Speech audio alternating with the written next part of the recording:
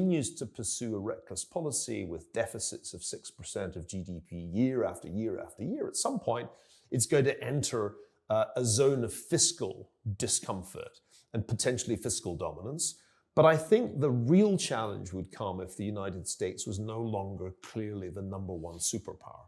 So if the United States lost a war, for example, a war with China over Taiwan, then I think investors would have to think again about just how much dollar exposure they wanted to have.